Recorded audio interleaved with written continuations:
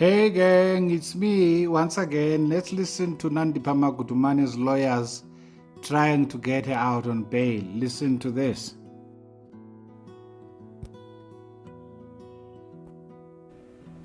Pardon, Your Worship.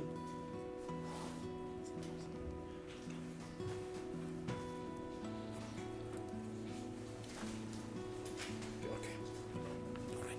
But one of those factors, Your Worship, is one, let me do this, Your Worship, quickly.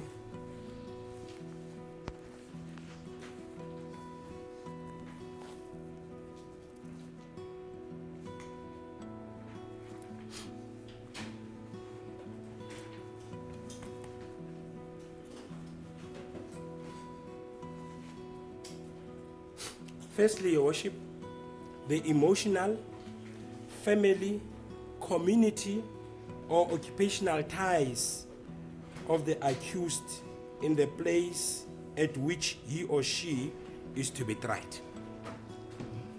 The assets held by the accused, the means and travel documents held by the accused which may enable him or her to leave the country, the extent, if any, to which the accused can afford to forfeit the bail amount or the amount of bail which may be set. The question whether the extradition of the accused could be readily be effected should he or she flee across the borders of the Republic.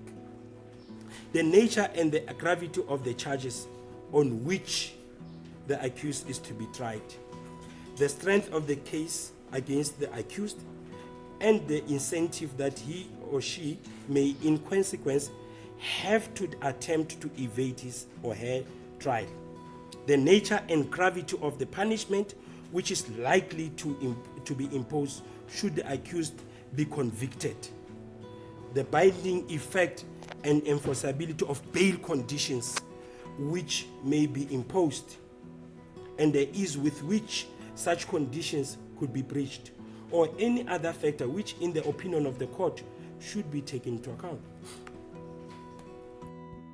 This guy just made the argument for the state. He just made an argument why Nandipha should not be given bail.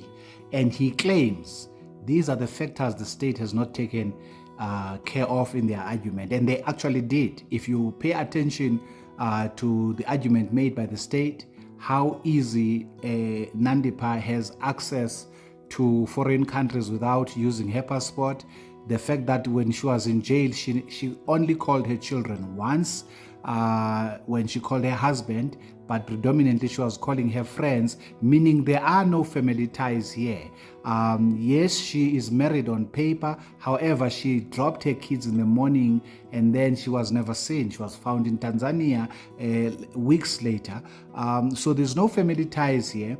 And the forfeiture of the 10,000 rands bail fee is nothing for Nandipha, who owes a couple of South Africans 15 million, 1.2 million, 5 million, and so on and so forth. Listen to Dr. Pasha's story, how that she's been duped by Nandipha as a business partner. There are so many, the severity of the punishment in an event that she's found guilty. She's going to be found guilty of being an accessory, or at least defeating the ends of justice, helping and abating a convicted criminal to escape jail, tampering with bodies of the deceased. She's the one who went and claimed these bodies that were violated, and also the violation of so she will be found guilty and she's going to be sent to jail for a long time.